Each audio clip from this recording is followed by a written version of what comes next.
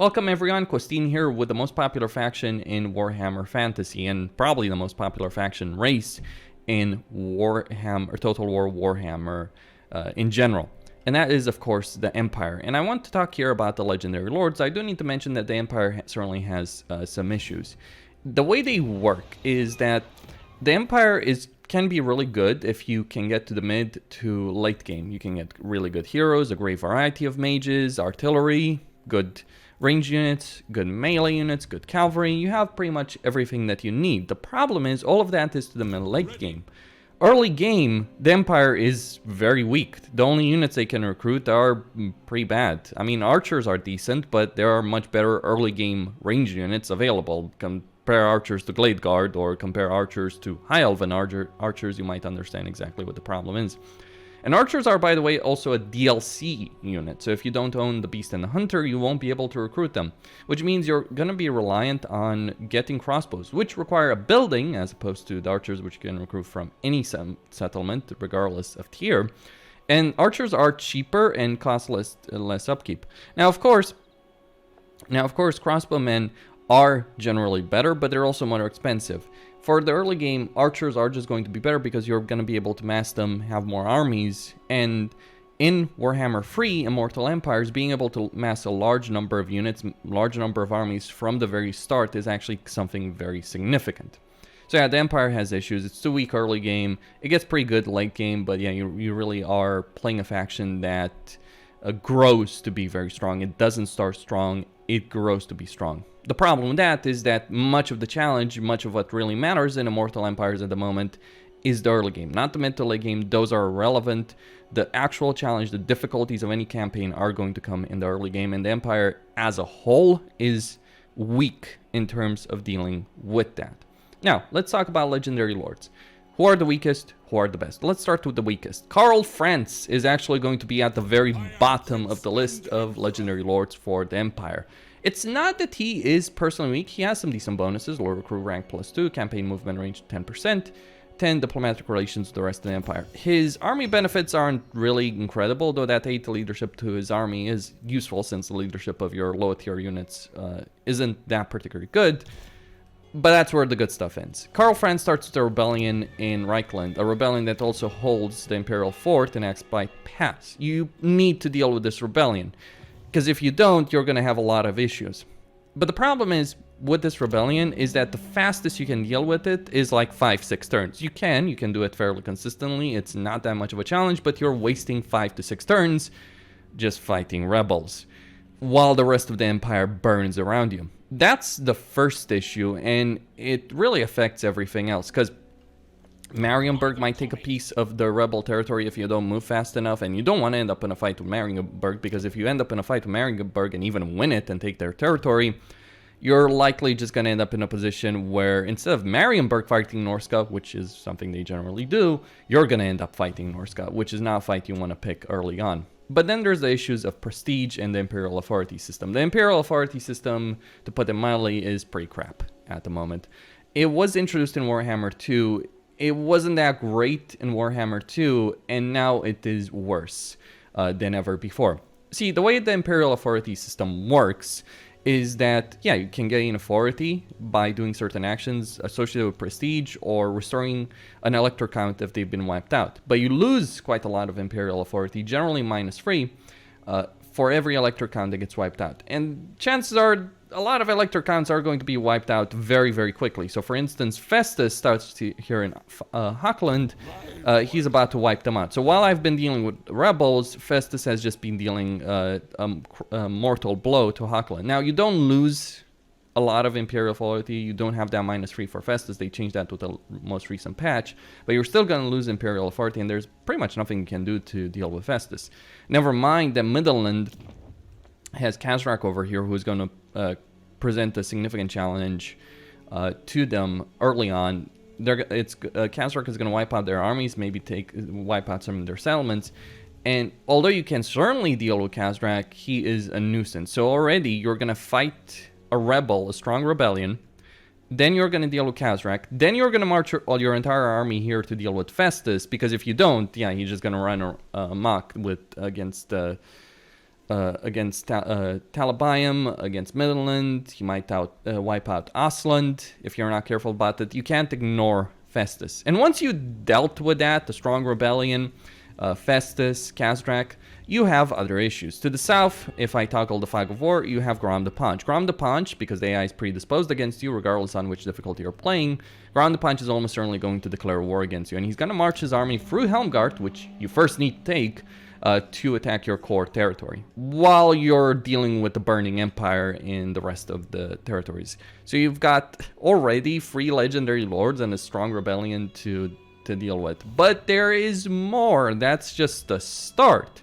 You have Durfu, who may end up being a significant challenge to you early on, and he actually has a really scary army. Not necessarily so, but he might go to war against Null, and if he wipes Null out, you lose Imperial authority. Then there's Vlad, who might end up taking significant chunks of Stirland and Averland, maybe even wipe out Averheim. If he does that, yeah, you lose Imperial authority. Draika, who is pretty much almost certain going to go to war against Ostermark. Like, in fact, even in this campaign, if we look at the situation, Ostermark has basically been reduced to their capital. If they lose that, they get wiped out, you lose Imperial authority. Ostland, right? Ostland may end up in a war with Kislev, or may end up in a war with Draika, or may end up in a war with Festus, Draika, and Azag the Slaughter, who generally will come down for the mountains to try and take a chunk of territory. Though he may also end up fighting Kislev and Draika, so maybe he helps contain Draika, or he wipes out Ostermark. Things can go really, really poorly very quickly, and you just don't have the tools to deal with them. The Imperial system really needs a rework. The reason it needs a rework is the way the electric counts right now work is limited diplomatic options. You can get military access, but you can't get the defensive alliance. You can't use the legion system, the war coordination, to tell these guys, hey, go fight that army or fortify the settlement or something along those lines. You can't give those kind of orders, so to speak, to the elector counts. And the elector counts a lot of them are just being designed purposefully to be wiped out by certain legendary lords, be it Draika, Festus, Azag, Vlad, etc. So the elector counts are incredibly weak. They're designed to be incredibly weak, and they're the guys you need to protect. What's even worse about this is because you can't get the defensive or military alliance with any of them, you can't replenish in their territory. So you're running around their territory trying to secure it, but you can't recover the troops that you lose in battles, which is a fairly significant problem. It's a geographic position combined with a broken system, combined with a hard enemies to deal with from the very start of the campaign, with a difficult rebellion to have from the start of the campaign. It is one of the hardest campaigns currently in the game, and Karl Franz just isn't in a really good spot right now. He needs some work. If the system gets reworked, yeah, I think he'll end up in a better position, but he was already in a situation where he wasn't the best legendary lord for the Empire. The actual leader of the Empire is one of the weakest ones out there. At number 3, we have Volkmar the Grim, the Grand Theogenist. He is pretty good as a lord. He's actually a good combatant, and because he does get some really nice abilities, Grand Soulfire, he can fight a lot of enemies and inflict significant casualties on them on his own, forget his army. The problem is Volkmar really represents the slowest start of all the legendary lords of the Empire. That's because he only starts with Sindenberg, and he only gets the Plain of Tuskars in his initial province. Karl Franz at least starts with a 4-region province that can give him a lot of economy. You only start with 1 settlement. If you want more, you're going to have to go against Manfred, and Manfred, the vampire clans are in a really good position. Very high chances that Manfred is going to have more than 1 stack, 2 stacks very quickly, because the vampires can recruit a lot of units very easily, very quickly, and not low tier units. No, they're going to recruit mid-game units, end-game units potentially. Manfred, the vampire counts in general are in a really good position right now. They're one of the strongest races factions in the entire game at the moment, and you're going to fight against Manfred von Karstein early on. But there's more to this than just Manfred and a weak start, struggling to grow your economy, struggling to grow your settlements. There's a heck of a lot more to this.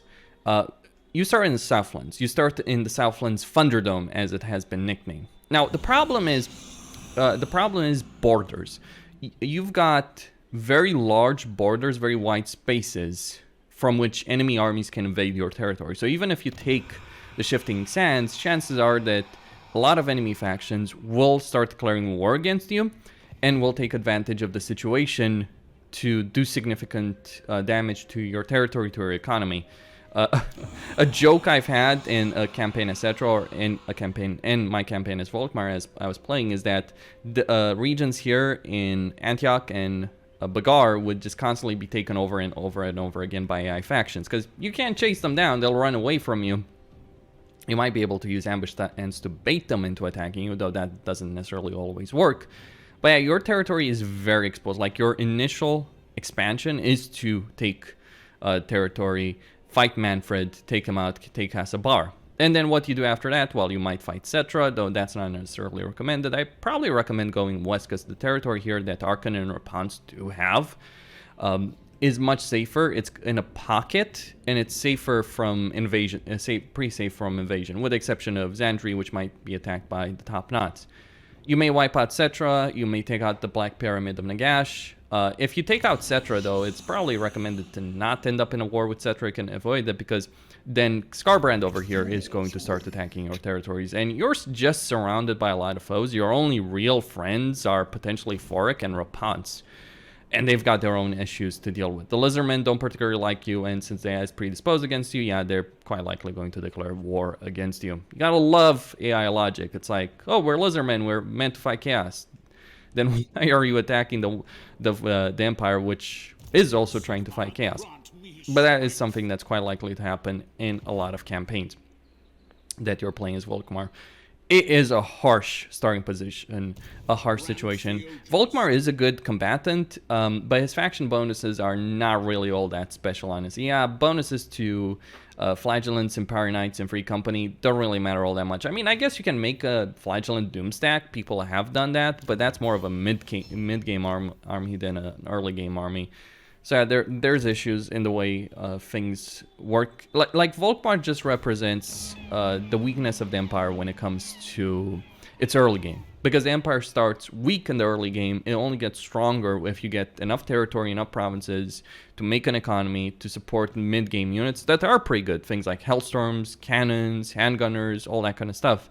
The Empire can become good, but you are gonna have a really hard start if you are playing as Volkmar the Grim. You're gonna be fighting a lot of foes from the very start, and your borders are never really gonna be fully secure. At least not in your initial territories, which is obviously Sundenberg and Casabar, or basically the Shifting Sands and Land of Dervishes provinces. They're never gonna be fully secure. And there's more to it than just that. There's also the end game crisis, the ultimate game crisis, and I think Volkmar, if you're playing someone like Volkmar or Cetra, you certainly have the worst situation with that. If you enable the ultimate crisis, what's going to happen is you're going to have the Sentinel spawn around the Black Pyramid, you're going to have Wood Elf spawning around this camp, you're going to have Manfred respawning even though you've killed him, and you're going to have the Dwarves as well. So you get, yeah, 4 end game armies if you enable that mode. Now, it's a beta, it needs some work, it needs some refinement, absolutely, but even without that, even if you only enabled the regular one where you only get one, chances are, very high chances, that you're going to get one of them to spawn against you. And that's obviously going to create a lot of issues for you in your campaign, because it's going to affect some of your core territories.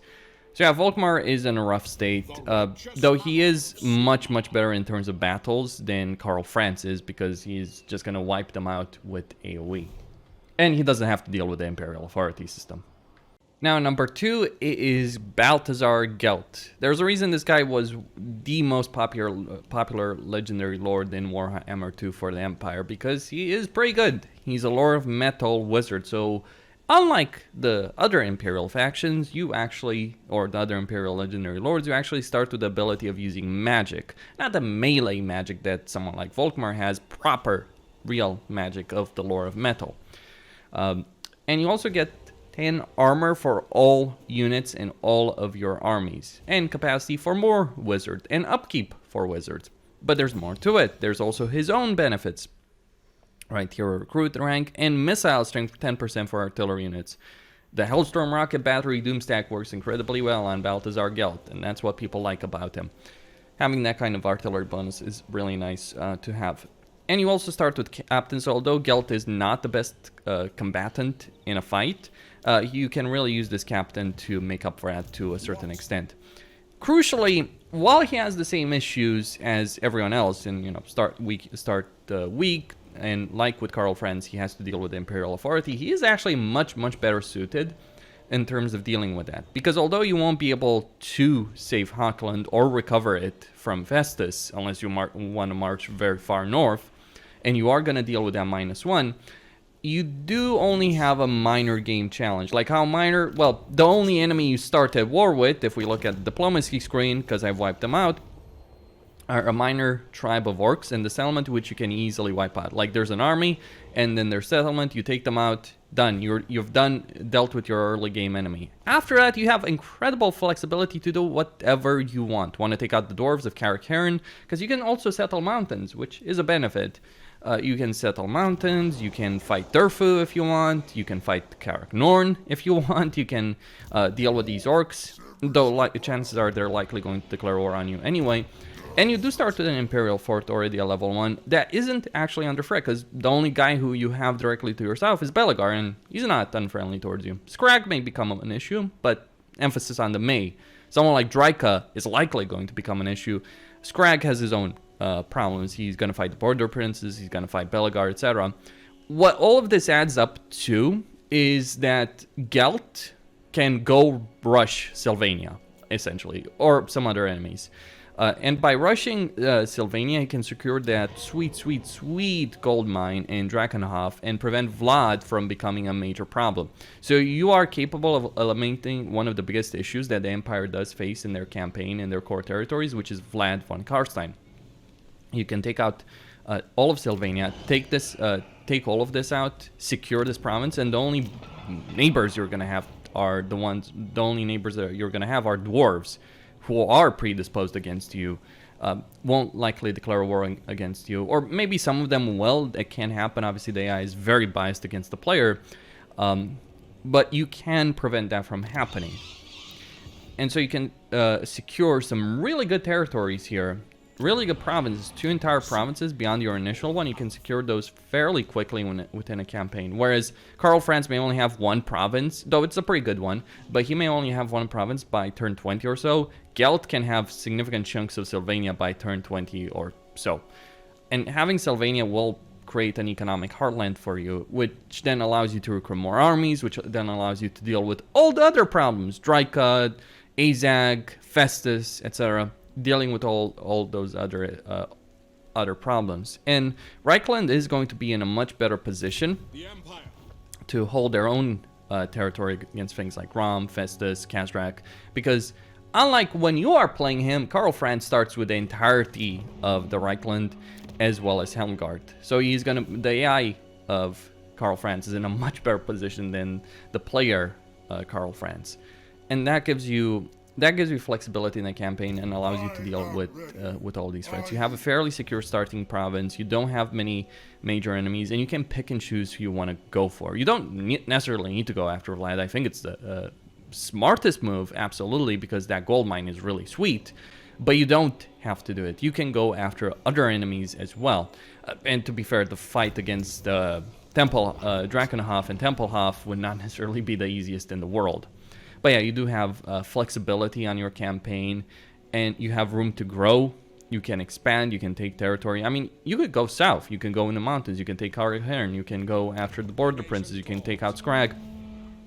You can play this campaign in numerous different ways, though generally you're going to be drawn to the north to get Imperial authority, so the Empire doesn't land in a civil war.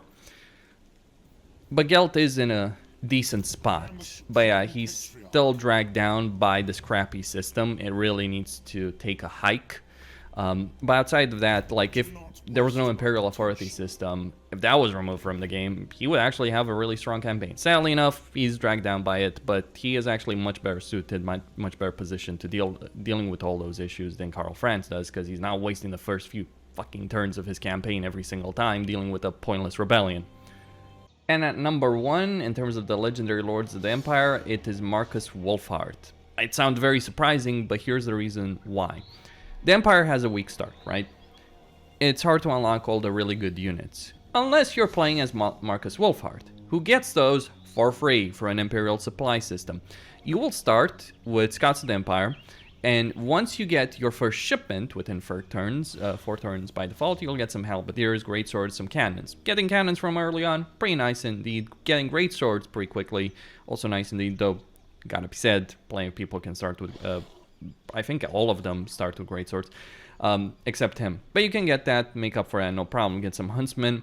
And crucially, he personally has a major upkeep reduction to archers and huntsmen. 50%. So that means you can, even though you have a weak start and a weak early game economy, you can maintain more armies, more troops far more easily, because you're just going to spam archers early on in your campaign.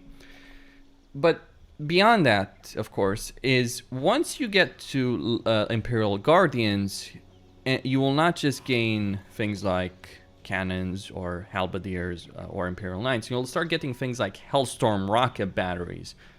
Within, like, let's say the first 10, 15, 20 turns of a campaign, you can have a Hellstorm rocket battery, as well as other artillery pieces. You may have the weakest starting army, but you have access. You will get access to a lot of good troops very quickly in your campaign, and you can take advantage of that. You don't deal with the Imperial Authority system, which is always a huge benefit. Though it's not to say that Markus Wolfheart systems are better. Yeah, you get a lot of free troops, but you also have significant issues in terms of control. Enemies will have more leadership. Enemy weapon strength will be buffed by 10% because of the hostility meter. It isn't a great campaign, but despite that, he has a lot of power behind him. Because he has access to some of the best stuff early on in his campaign, which gives him a lot of power. Now, Archer Lords generally are weaker than Melee or Caster Lords, so there is a downside. Faction-wide benefits, he does get to recruit rank for a benefit to Huntsman Generals, so you can get them higher level in a campaign from the very start, from the moment he recruits them. And crucially, for a faction especially that starts weak as the Empire, he has a really safe start. I mean, he starts with the Temple of Kara, there's only a minor Skaven faction that he has to fight. And then he's pretty safe. There's some Dark Elves, though you don't necessarily need to fight them from the very beginning. There's Orcs you can fight over here. Savage Orcs you can fight over here. Give, like, take this promise for yourself. Give the 2 settlements here if you take them out to the New World colonists. Or ignore the old Orcs altogether until they declare war on you, which is quite likely to happen. And instead fight, the Bretonnians. Like, fight Albrecht. Or make deals with Albrecht. You have choices, you have flexibility, you have a safe start, you get some good units. There's a lot of things that Markus Wolfheart gets from the start, and he also gets hunters from like heroes, special heroes in his campaigns. All right, so you can get you will be able to get the witch hunter and you will also be able to get, I forget what this type is, but you'll be able to basically get 2 ranged heroes from early on in your campaign. 2 heroes, special heroes that they also have their own quests and can become even better, can really benefit your campaign, can give you a lot of power in the campaign, which is all very well and good. Because one of the problems the Empire has is, yeah, you have a lot of hero types, but it's actually hard to recruit them. You get these guys for free. Just do certain objectives, like do an objective to get an exceptional individual, and if you do all of this right, like be at war with the Vampire Coast Mutineers, move any character to a region, all that, you'll get these heroes. It's fairly easy to do so. And you'll have an army of archers that are cheaper than anyone else, because if we look at the archers themselves, they only have 44 upkeep in Wolfheart's army, so you can really make an archer and then huntsman stack work very well. And huntsmen are going to be better than archers. You get quite a few unit types. You get a variety of units that you can recruit for free from very early in your campaign, which gets better the more and more you play the campaign to elite Imperial supply system. And you get them with higher recruit ranks as well. The downside of this campaign is you're pretty much going to be at war with all the Lizardmen faction. You don't have the normal diplomatic options with them. So that is the downside. Though, to be fair, you are not so close enough to the major Lizardman faction that it's going to be an issue. Like, because, I mean, you have Itza all the way down here, and you do have the Cult of Sotik even further down. They're not going to be a threat for much of your early game. What about Mazdamundi? Well, he's all the way up here, and he's got his own issues to deal with. And you don't have to go up there. Like, if you go up there and pick that fight and take his territory, sure, that's on you. I mean, there is a gold mine here, though that might lead to a conflict with Morathi. You can go north, you can go south, you can go west, you can make deals with Alberic, you can wipe out Alberic. Choices, flexibility, a good army, a safe position. And while there is a major downside to this Imperial supply system and the hostility, not just the control, but also the fact that at max level hostility, a Lizardman army, a Lizardman stack is going to spawn in your territory and attack you. Although there is a major downside in that, you can tackle that issue. Like, you know it's going to come, you can handle it fairly easily. It's not too big of a problem. It is frustrating, it is annoying, it's not a campaign I particularly enjoy, but yeah, power-wise, Wolfheart has it. He has the army, he has the heroes, he has a safe position, he doesn't have to deal with the Burning Empire, he doesn't have to deal with the Southlands Thunderdome. It's not really a case that, oh, Wolfheart is so much greater than everyone else. No, everyone else is just worse than he is, to be honest with you, in one way or another, either because of broken systems, or because of their starting position being significantly worse than what he has to deal with. And that is all there is to say about the Empire currently and its legendary lords. Costin signing out. Don't forget to subscribe, like, and enable notifications, and I'll see you next time.